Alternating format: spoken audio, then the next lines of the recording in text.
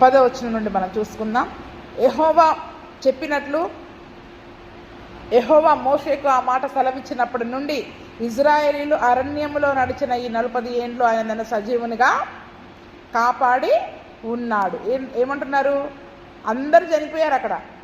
కానీ 40 ఏండ్లు మొదలుకొని ఈ 45 ఏండ్లు అంటే సుమారుగా వీళ్ళు ఈ యొక్క స్వాస్థ్యాన్ని సంపాదించుకునే వరకు ఎంతకాలం పట్టింది చెప్పండి? కాదేశు బర్నబా దగ్గర నుండి ఇక్కడికి వచ్చే వరకు వాళ్ళకి 5 ఏళ్ల కాలం పట్టింది. కాబట్టి ఈ 5 సంవత్సరాలు, ఈ 45 ఏండ్లు కూడా దేవుడు నన్ను సజీవంగా కాపాడాడు. చూడండి, నిజంగా ఒక వ్యక్తి సజీవంగా కాపాడబడడం కూడా దేవుని కృపే. అది దేవుని కృపే. ఎంతమంది అరణ్యంలో చనిపోయారు చెప్పండి? ఆ తరం వాళ్ళల్లో అందరూ చనిపోయారు. ఎందుకంటే వాళ్ళ అవిశ్వాసమును బట్టి వాళ్ళు నశించిపోయారు అని హెబ్రీలకు పత్రికలో చదువుకుంటాం, కీర్తనల గ్రంథంలో కూడా చదివిపించారు చాలాసార్లు. ఎలా నశించిపోయారు వాళ్ళు? వాళ్ళ అవిశ్వాసాన్ని బట్టి. అవిశ్వాసమే మనల్ని నాశనం చేసేస్తుంది. అవిశ్వాసమే మనల్ని నాశనం చేస్తుంది. విశ్వాసం బ్రతికిస్తుంది. విశ్వాసం ఏం చేస్తుంది చెప్పండి? బ్రతికిస్తుంది. రాహాబు విశ్వాసం కలిగి వాళ్ళ వేగుల వరకు సహాయం చేసింది. బ్రతికిందా లేదా? పట్టణం అంతా నాశనం అయిపోయింది. కానీ ఆ మొక్కటి ఏం చేసింది? అలాగా బ్రతికింది. అంటే ఈరోజు అటువంటి విశ్వాస సంబంధమైన జీవితం ఆత్మీయంగా మనం బ్రతికి ఉండడానికి మనకి కారణమవుతుంది. అయితే 45 ఏండ్లు దేవుడు ఏం చేశాడంట? నన్ను సజీవునిగా కాపాడాడు. నిజంగా ఏ ఒక్క విషయంలో దేవునికి కోపం వచ్చినా ఆ మొదటి తరంలో వాళ్ళు చనిపోయినట్లు ఇతను కూడా చనిపోయి ఉండేవాడే. కానీ దేవునికి కోపం పుట్టించకుండా ఎంత విశ్వాసం కలిగి, ఈరోజు కాదు ఇన్ని సంవత్సరాలు మరి దేవుని కొరకు ఎలా ఉన్నాడు. ఈరోజు మనము ఉండలేమని చాలామంది అనుకుంటారు కదా. మరి వాళ్ళు ఎలా ఉన్నారు చెప్పండి? పరిశుద్ధ గ్రంథంలో చాలామంది ఉన్నారు మనకు మాదిరి. ఒక సాక్షి సమూహమే దేవుడు మనకు చూపించాడు. ఎంతమంది భక్తులు ఉంటున్నారు, సేవకులు ఉంటున్నారు కదండి. అంటే ఈరోజు ఇంకా కృప మనకి తోడుగా ఉంది. ఆ రోజు కృప లేదు. వెంటనే దేవుడు తెగులో అగ్నో పంపించేసి చంపేశాడు. ఈరోజు కృపను బట్టి మనం ఇంకా బ్రతుకుతున్నాం. మళ్ళీ మనకి 2వ అవకాశం కూడా ఇస్తున్నాడు దేవుడు. వాక్యం ద్వారా, ప్రార్థన ద్వారా మనల్ని మనం సరి చేసుకోవడానికి దేవుడు మళ్ళీ మనకి ఇంకా అవకాశం ఇస్తూ ఉన్నాడు. ఆ రోజు అటువంటి అవకాశం లేదు వాళ్ళకి.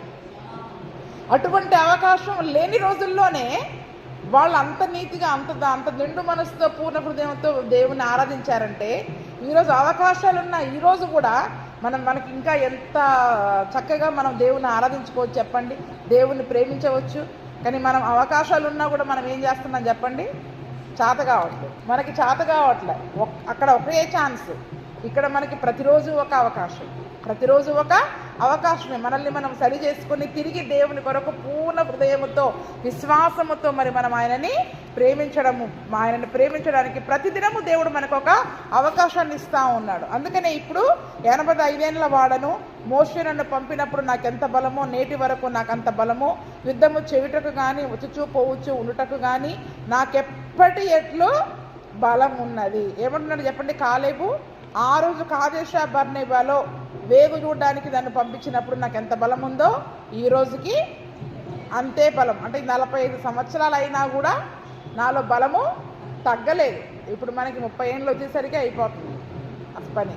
30 ఏండ్లు వచ్చేసరికి. అందుకనే బలం ఉంటే 70 సంవత్సరాలంట, అధిక బలం ఉంటే 80 సంవత్సరాలు అయినను ఆయాసము ఎప్పుడు తీసుకుంటావరా ఏసయ్య అన్నట్టుగా ఆయాసపడుతూ, దుఃఖపడుతూ, రోగాలు తెచ్చుకుంటూ, నొప్పులు తెచ్చుకుంటూ అంత కష్టంగా బ్రతుకుతూ ఉన్నాం. కానీ ఆ దినమున మరి అతను నిండు మనసుతో దేవుణ్ణి అతను ఆరాధించడం వల్ల, దేవుణ్ణి ప్రేమించడం వల్ల ఎటువంటి ఆరోగ్యంగా ఉన్నాడో చూడండి. అంటే దేవుణ్ణి ప్రేమించడంలో ఆరోగ్యం ఉంటుంది, సజీవంగా కాపాడబడతాం, 2 ఆశీర్వాదం, అవన్నీ కళ్ళారా చూస్తాం, అనుభవిస్తాం. బ్రతుకున్నప్పుడే. నేను చచ్చిపోయాక ఎప్పుడో నా పిల్లలు చూసుకుంటారులే అన్నానికి లేదు. బ్రతుకున్నప్పుడే మన కళ్ళారా వాటిని చూస్తాం. అందుకని అక్కడ మోషే ఏమన్నాడు? అతను మాత్రమే చూస్తాడు, కాలేబు మాత్రమే చూస్తాడు. తన కళ్ళారా చూసే కృపను దేవుడు అతనికి ఇచ్చాడు అనమాట. తన కళ్ళారా ఆ దీవెనలని, ఆశీర్వాదాలని పొందుకునే కృపను దేవుడు అతనికి ఇచ్చాడు. అందుకనే అంత బలము నాకు ఇప్పటికీ ఉంది అని అక్కడ చెప్తూ ఉన్నాడు. చూడండి, ఈ దినమున మరి మనం కూడా అటువంటి విశ్వాస సంబంధమైన బలాన్ని పొందుకోవాలి. శరీర రీతిగా మనం బలహీనం అయిపోతాం. వయస్సును బట్టి మనం బలహీన పడవచ్చు. ఆ దినమున తన శరీర రీతిగా కూడా ఆరోగ్యంగా ఉన్నానని చెప్పుకుంటున్నాడు. ఈరోజు శరీరం బలహీనమైన ఆత్మలో మనము బలవంతులుగా మారుతూ ఉండాలి కదండి. శరీరము వయస్సును బట్టి క్షీణించిపోతూ ఉంటుంది. కానీ ఆత్మ యొక్క వయస్సు పెరుగుతున్నా కొద్దీ, ఆత్మీయ జీవితంలో మన వయస్సు పెరుగుతున్నా కొద్దీ ఆత్మలో మనం బలవంతులముగా మార్చబడతా ఉండాలి. ఈ మాటని మనము కీర్తనల గ్రంథం 103:5 చదువుకుందాం. చూడు, పక్షిరాజు యవ్వనము వలె నీ యవ్వనము క్రొత్తదగుచుండునట్లు మేలుతో నీ హృదయమును తృప్తి పరుచుచున్నాడు. నేను ఇంతకు మునుపు కూడా దీని గురించి చెప్పా. పక్షిరాజుకి వృద్ధాప్యం వచ్చినప్పుడు ఏం చేస్తుందంటే చెప్పండి, దాని ఒక ఎత్తైన స్థలంలోనికి వెళ్ళి రహస్యంగా దాక్కొని దాని ఈకలన్నీ తనే పీకేసుకుంటుందంట. ఈకలన్నీ తనే పీకేసుకుంటుంది. తనకు పెరిగిన గోర్లన్నిటిని కూడా బలంగా ఆ బండకి రాకేసుకొని గోర్లు కట్ చేసేసుకుంటుంది కదా. మనలాగా కట్ చేసుకోవడం రాదు కాబట్టి ఆ యొక్క బండలకి కొట్టుకొని ఆ గోర్లన్నీ కూడా పీకేసుకుంటుంది. ఒకవేళ అలా పీకేసుకోకపోతే అదే ఆ వృద్ధాప్యంతో చచ్చిపోద్ది, ఆ వృద్ధాప్యంతో చనిపోద్ది. అయితే ఎప్పుడైతే అది ఆ గోర్లు పెరికి వేసుకొని తన ఈకలన్నీ తను పీకేసుకొని ఎప్పుడైతే ఎగరలేని స్థితికి అది వచ్చి కొంతకాలం అలా ఉంటుందో నూతన బలముతో నూతన శక్తితో అది నింపబడుతుంది.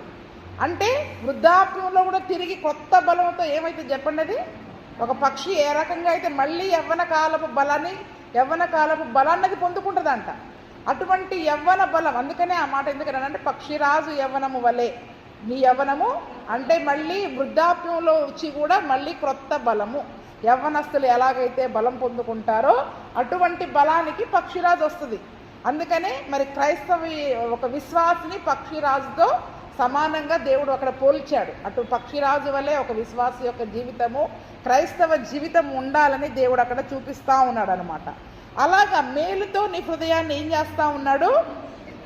ఇప్పుడు వీళ్ళు దేవుణ్ణి నిండు మనసుతో ఆరాధించడం వల్ల, పూర్ణ మనసుతో ఆరాధించడం వల్ల వీళ్ళ బలం ఏమేమి చెప్పండి, ఇక్కడ రెట్టింపైంది. క్రొత్త శక్తి, క్రొత్త బలం.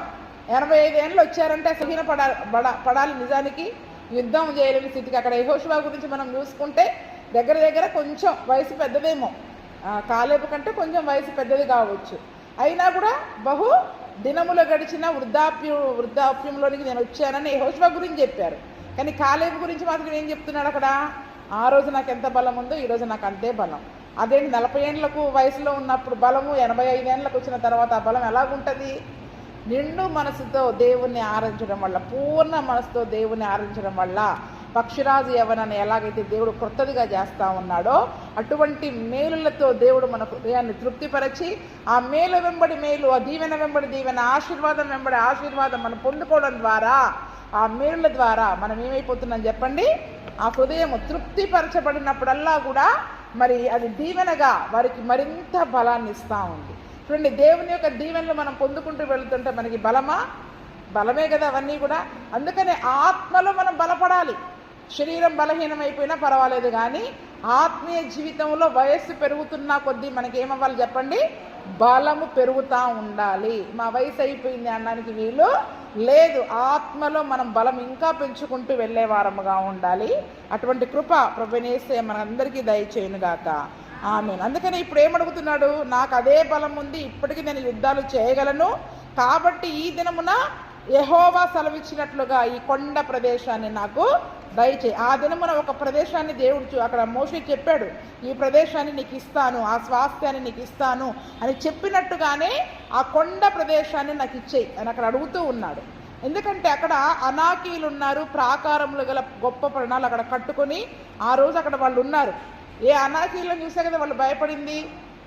భయపడకుండా ధైర్యంగా ఉన్నది ఎవరు, కాలేబు. కాబట్టి నేను వాళ్ళని ఏం చేస్తాను, వాళ్ళని తరిమి వేసేసి నేను దాన్ని స్వాధీనం చేసుకుంటాను అని అక్కడ అడుగుతూ ఉన్నాడు. ఈ మాట మనం న్యాయాధిపతుల గ్రంథం చూద్దాం.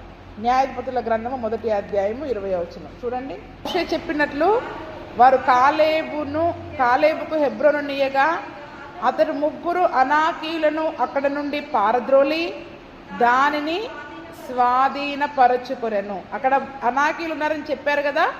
అయితే ఆ కొండ ప్రాంతాన్ని ఇచ్చినప్పుడు అక్కడ ఉన్న 3 అనాకీలు, అసలు అనాకీలు అంటేనే చాలా ఎత్తుగా బలవంతులు రాక్షసులాగా ఉంటారు. గొల్యాతు జాతికి సంబంధించిన వాళ్ళు, అంతకంటే పెద్దగా ఉంటారు. అంటే అక్కడ ఉన్న 3 ఎవరెవరైతే కనానీయులు వాళ్ళని జయించలేకపోయారో ఈ కాలేబు గారు ఏం చేశారంట, ఆ యొక్క కొండ ప్రాంతంలో ఉన్న 3 అనాకీయులను వెళ్ళగొట్టేసేసి అక్కడ నుండి పారద్రోలి దానిని స్వాధీనపరుచుకున్నారు. ఒక దీవెనను మనం స్వాధీనం చేసుకోవాలంటే ఆ దీవెనకి అడ్డంగా ఉన్న ఈ లోక సంబంధమైన అనాకీలను మనం ముందు ఎలగొట్టాలి, తరమగలగాలి. ఎప్పుడు తరమగలుగుతాం చెప్పండి? ఆత్మలో బలం పెంచుకుంటూ పోతున్నప్పుడే. ఆత్మలో బలహీనమైపోతుంటే మనం యుద్ధాన్ని చేయలేము, స్వాధీనం చేయలేము. అందుకనే రోజులు పెరుగుతున్నా కొద్దీ, ఆత్మ యొక్క వయసు పెరుగుతున్నా కొద్దీ ఆత్మలో మరి మనం బలవంతులముగా కావాలని దేవుడు మనకు సహాయం చేశాడు. ఎలా బలవంతులమైందని చెప్పండి? ఆయన కృప ఈరోజు. అందుకనే తిమోతికి రాస్తా, కుమారుడా యేసు క్రీస్తు నందున్న కృప చేత బలవంతుడవు కమ్ము. ఆయన కృప ఈరోజు మనకి బలాన్ని ఇస్తుంది. ఆయన కృప నిండు మనసుతో దేవుణ్ణి ఆరాధించడము, ఆయన కృప ఈరోజు మనకు అటువంటి బలాన్ని దయచేస్తూ ఉంది. అయితే అనాకీలు అక్కడ ఉన్నట్టుగానే, అంటే చెప్పినట్టుగానే కాలేబు దానిని అక్కడ వాళ్ళని తరిమేసి ఆ స్థలాన్ని తీసుకున్నట్టుగా మనం చూస్తూ ఉన్నాం. అయితే దాన్ని స్వాధీనం చేసుకోవాలంటే కూడా ఇక్కడ ఇంకొక మాట అంటున్నాడు కాలేబు, యెహోవా నాకు తోడై ఉండిన ఎడలా యెహోవా సెలవిచ్చినట్లు వారి దేశాన్ని నేను దేవుడు నాకు తోడై ఉంటే నేను తప్పకుండా ఈ పని చేస్తాను. ఈరోజు మనకు ఆ విశ్వాసం కావాలి. ముందే మన వల్ల కాదు అనే మాట నోట్లో నుంచి రాకుండా, యేసయ్య నువ్వు నాకు తోడుగా ఉంటే నేను ఎలాగైనా దీన్ని జయిస్తా, యేసయ్య నువ్వు నాకు తోడుగా ఉంటే ఈ ఆశీర్వాదాన్ని నాకు సొంతం చేసుకుంటా, యేసయ్య నువ్వు నాకు తోడుగా ఉంటే ఈ ఆశీర్వాదానికి అడ్డంగా ఉన్న ఇటువంటి అనాకీలను, ఈ బలమైన సమస్యను, ఈ బలవంతులను నేను తరిమి కొడతా అని ధైర్యంగా చెప్పగలగాల.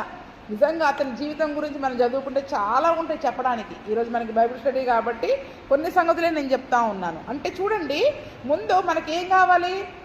దేవుడు నాకు తోడుగా ఉండాలి, ఆయన ఉంటే నేను తప్పకుండా ఇది చేయగలను. ఈరోజు యేసయ్య నాలో ఉన్నాడని చెప్పుకుంటున్నాం, మళ్ళీ ఎందుకు మనలో అవిశ్వాసం వస్తుంది చెప్పండి? అమ్మో చేయలేము అని మనం ఎందుకు అనుకుంటున్నాం? మన వల్ల కాదు అని మనం ఎందుకు అనుకుంటున్నాం? ఇక్కడ ఆయన నాకు తోడుగా ఉంటే నేను స్వాధీనం చేసుకుంటాను, ఆయన ఈరోజు నాలో ఉంటే నేను తప్పకుండా జయిస్తా అనే విశ్వాసాన్ని ఈరోజు మరి మనము కలిగి ఉండేవారముగా ఉండాలి. అందుకనే 13వ వచనంలో, ఎపున్నే కుమారుడైన కాలేబు ఇజ్రాయేలు దేవుడైన యెహోవాను నిండు మనసుతో అనుసరించువాడు కనుక యెహోషువ అతనిని దీవించి అతనికి హెబ్రోనును స్వాస్థ్యముగా ఇచ్చెను. ఆ కొండ ప్రాంతం ఏంటంటే హెబ్రోను అనే ఆ ప్రాంతాన్ని యెహోషువ అతన్ని దీవించి అతనికి హెబ్రోను అనే ఆ కొండ ప్రాంతాన్ని స్వాస్థ్యంగా ఇచ్చేశాడు. అంటే చూడండి, అదనపుగా ఆశీర్వాదాన్ని, అదనపుగా స్వాస్థ్యాన్ని, అదనపు ఆశీర్వాదాలని అందరికి ఇచ్చినట్లు కాకుండా ఇంకా రెండంతల దీవెనని మనం ఎప్పుడు పొందుకోగలుగుతాం? నిండు మనసుతో. ఎక్కడ అలక్ష్యానికి, నిర్లక్ష్యానికి, అవిశ్వాసానికి, చెయ్యలేము, వల్ల కాదు అనే బలహీనమైన మాటలకి స్థలం ఇవ్వకుండా నిండు మనసుతో దేవుణ్ణి మనము ప్రేమించినప్పుడు ఎప్పుడు మనం అటువంటి ఆశీర్వాదాలని మరి మనము సొంతం చేసుకుంటాం. మొదటి దినవృత్తాంతములు 6వ అధ్యాయము 54 నుండి చదవండి. 54, 55, 56. 6వ అధ్యాయము చదవండి.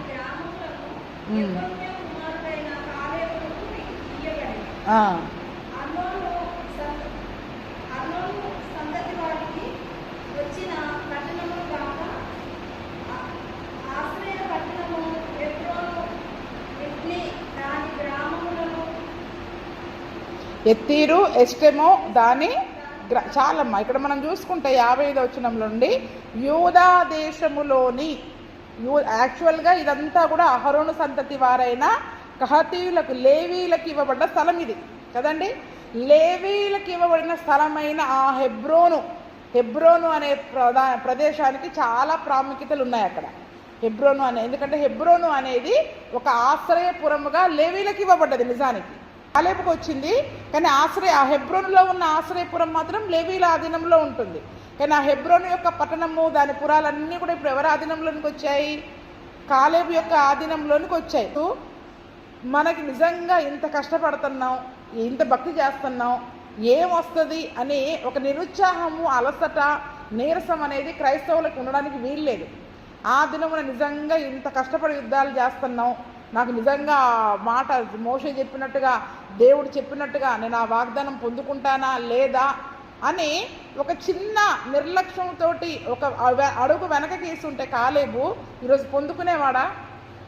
పొందుకునేవాడు కాదు. అంటే ఏదైనా దేవుడు ఒక మాట ఇస్తే దాని కొరకు మనం ప్రయాసపడాలా, కష్టపడాలా.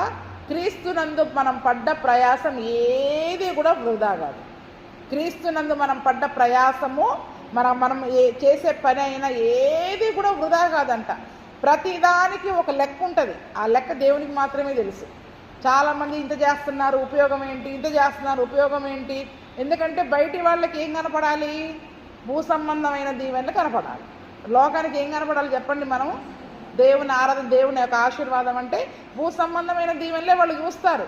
కానీ కంటికి కనపడనివి ఎన్నో దీవెనలు దేవుడు మన జీవితంలో ఆయన దయచేస్తానే ఉన్నాడు.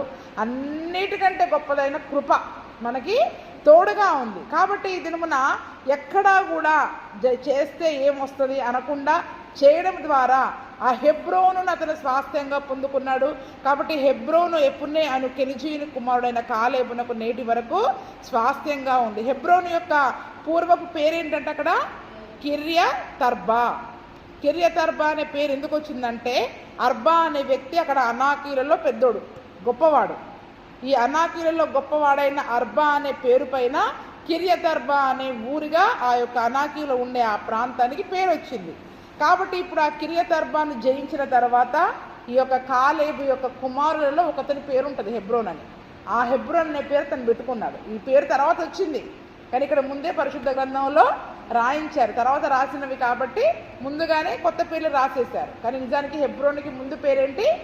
ఇక్కడ అనాకీలను వెలగొట్టేశాడు కదా, మనం చదువుకున్నాంగా. రూబేనీయులు, గాదీలు, మాకీరీలు, మనషేయులు వాళ్ళని తరిమి వేసి వాళ్ళ పేర్లు పెట్టుకున్నారు పురాలు గట్టని.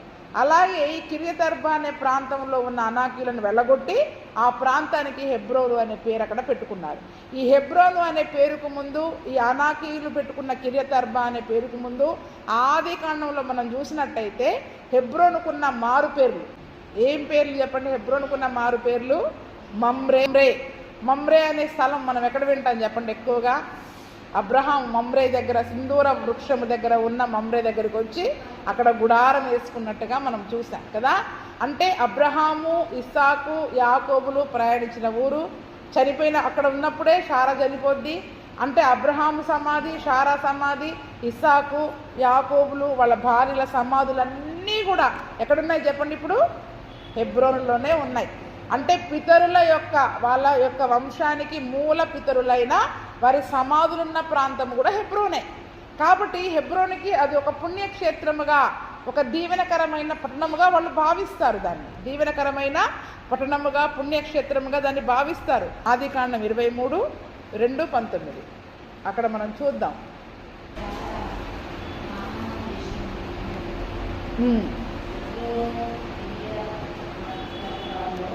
షారా కనాను దేశమందలి హెబ్రోనను కిర్యతర్బాలో మృతి పొందాను. ఎక్కడ చనిపోయింది చెప్పండి? ఇప్పుడు ఇక్కడ హెబ్రోన్ అనే అంటే కిర్యతర్బా అని పేరు పెట్టబడిన హెబ్రోను అనే ప్రాంతంలో ఎవరు చనిపోయారు? ఇప్పుడు ఇక్కడ షారమ్మ చనిపోయినట్టుగా మరి మనం చూస్తూ ఉన్నాం. కాబట్టి ఆ స్థలంలోనే ఈ మక్పేలా గృహము 19వ వచనం చదవండి. ఆ తర్వాత అబ్రహాము కనాను దేశములో హెబ్రోనను మమ్రే ఎదుట ఉన్న మక్పేలా పొలం గుహలో తన భార్య అయిన షారాను పాతి పెట్టెను. అంటే ఈ సమాధులన్నీ ఎక్కడున్నాయి? ఇప్పుడు హెబ్రోన్ అనే మమ్రే, అదే మమ్రే అనే పేరు పాత పేరు. తర్వాత కిర్యతర్బా అనే పేరు వచ్చింది అనాకీయులు అక్కడ ఉన్నప్పుడు. తరువాత మరి కాలేబు తీసుకున్నప్పుడు దానికి హెబ్రోను అనే పేరు వచ్చింది. అంటే చూడండి, నిజముగా అంటే ఈ పేర్లన్నీ ఎలా మార్చబడ్డాయి? దానిని జయించాడు కాబట్టి తన పేరు పెట్టుకున్నాడు. అందుకనే ఈరోజు మనం యేసు ప్రభు కొరకు చేసే ఏ పనైనా కూడా మనము శ్రద్ధతో చేయాలి, నిండు మనసుతో చేయాలి. 1 కొరింథీయులకు రాసిన పత్రిక 15:58 చదువుకొని ముగించుకుందాం. చూడండి, 1 కొరింథీ 15:58. 1 కొరింథీ కాగా నా ప్రియ సహోదరులారా, మీ ప్రయాసము ప్రభువునందు వ్యర్థము కాదని ఎరిగి స్థిరులను కదలని వారును ప్రభువు కార్యాభివృద్ధి యందు ఎప్పటికీ ఆసక్తులై ఉండే. ఈరోజు కాలేబు మనందరికీ ఇస్తున్న హెచ్చరిక, కాలేబు జీవితం ద్వారా ఈరోజు మనందరికీ ఇస్తున్న ఒక ఆజ్ఞ ఏంటంటే, నా ప్రియ సహోదరులారా, మీ ప్రయాసము ప్రభువునందు వ్యర్థం కాదు. మీ ప్రయాసము ప్రభువునందు వ్యర్థం కాదు. నేను 85 ఏళ్ళు కష్టపడ్డా, యుద్ధాలు చేశా, అరణ్య ప్రాంతాల్లో వచ్చా, కానీ విశ్వాసంతో జీవించా. చూసినట్లు నేను అంటే వర్తమానం తీసుకొని వచ్చా, నిండు మనసు దేవుని అనుసరించా. నా ప్రయాస ఎలాగైతే వ్యర్థం కాలేదో, ఎలాగైతే నేను రెండంతల దీవెన నేను పొందుకున్నానో, యెహోవా దేవుని ద్వారా నేను ఎటువంటి ఆశీర్వాదాలు అయితే పొందుకున్నానో, కాబట్టి ఈరోజు అది ఖచ్చితంగా మీ జీవితంలో కూడా జరుగుద్ది. ఏ సమస్యల కొరకైతే మీరు ప్రార్థన చేస్తున్నారో, దేని కొరకైతే దేవుని సన్నిధిలో మీరు పోరాడుతున్నారో, మీ ప్రయాసం వ్యర్థం కాదు, మీ ప్రార్థన వ్యర్థం కాదు, మీ భక్తి వ్యర్థం కాదు, మీ భక్తి వ్యర్థం కాదని మనం తెలుసుకోవాలని ఎరిగి స్థిరులుగా కదలని వారుగా ప్రభువు కార్యాభివృద్ధి యందు ఎప్పటికీ ఆసక్తులై ఉండండి. కొంతకాలం ఆసక్తిగా ఉండి కొంతకాలానికి ఆసక్తిని విడిచిపెట్టేస్తాం. కొంతకాలానికి ఆసక్తిగా భక్తి చేస్తాం, కొంతకాలం అయ్యాక సర్లే వెళ్తే వెళ్ళావో లేకపోతే లేదా అన్నట్టుగా ఉంటారు. అందుకే స్థిరంగా ఉండాలి, కదలకుండా ఉండాలి. విశ్వాస జీవితంలో ఎలా ఉండాలంటే చెప్పండి, స్థిరముగా కదలకుండా ఆసక్తి కలిగి తుద మట్టుకు అంతము మట్టుకు మన ఆసక్తిని గట్టిగా మనం చేపట్టిన ఎడలా మనం దేవుని యొక్క దీవెనలలో పాలివారమై ఉంటాం. ఈరోజు కాలేబు అదే హెచ్చరిక మనకు చేస్తూ ఉన్నాడు. నేను కదలకుండా ఉన్నా, స్థిరముగా ఉన్నా, చివరి వరకు ఆసక్తి కలిగి ఉన్నా, నా ప్రయాస వ్యర్థం కాలేదు. దేవుడు నాకు వాగ్దానం చేసినట్టుగా హెబ్రోనును నాకు వాగ్దానం చేశాడు. ఆ యొక్క హెబ్రోన్ అనే కొండ ప్రాంతాన్ని దేవుడు నాకు ఇచ్చేశాడు, అదనంగా ఇచ్చాడు దేవుడు నాకు. అది ఇంతకు వచ్చిన భూభాగం కాకుండా పొందుకున్న అదనపు దీవెన, అదనపు ఆశీర్వాదం. కాబట్టి ఈ దినమున మనకొచ్చే దీవెనలు కాకుండా దేవుడు దీవించి ఇంకా ఎక్కువ ఇవ్వాలి అంటే ఈరోజు మనము కూడా విశ్వాస జీవితంలో కదలొద్దు, మెదలొద్దు. 4 రోజులు గట్టిగా ప్రార్థన చేస్తామేమో, తర్వాత అయిపోద్ది మన ప్రార్థన, అయిపోద్ది మన భక్తి, అయిపోద్ది మన విశ్వాసం అయిపోద్ది. మళ్ళీ అరణ్యంలో తిరిగినట్టు 40 ఏళ్ళు తిరిగి మళ్ళీ సంవత్సరానికో 2 నెలలకో మళ్ళీ మొదలు పెడతాం, కొత్తగా మొదలు పెడతాం. అప్పటికి ఏమైపోతాం చెప్పండి, స్థిరత్వం పోద్ది, దీవెనలు పోతాయి, మళ్ళీ కొత్తగా పోరాటం మొదలు పెట్టాలి. ఆ రకంగా ఉంటే పనికిరాం. ఆ రకంగా ఉంటే స్థిరంగా కదలకుండా ఆసక్తి కలిగి తుద మట్టుకు ఏ రోజు కూడా మన ఆసక్తి తగ్గడానికి వీల్లేదు. ఏ రోజు కూడా దేవుని యందు భయభక్తులలో ఆసక్తి తగ్గడానికి లేదు. భక్తి జీవితంలో, ప్రార్థన జీవితంలో అటువంటి మంటను, తీవ్రతను ఈరోజు మనం కలిగి ఉన్నట్లయితే, ఏ రకంగా అయితే కాలేబు 2 అంతల దీవెనని, ఆశీర్వాదాన్ని పొందుకున్నాడో, దేవుని వాగ్దానాన్ని స్వతంత్రించుకున్నాడో, ఆయన ఇచ్చిన మాట తన జీవితంలో నెరవేర్చబడిందో, ఈరోజు దేవుడు మనకిచ్చిన వాగ్దానాలు కానీ ఆ యొక్క వాటిని మనందరం కూడా స్వతంత్రించుకునే ఆ కృపను ఈరోజు ప్రభువైన యేసుక్రీస్తు మనకందరికీ దయచేయునుగాక. ఆమేన్.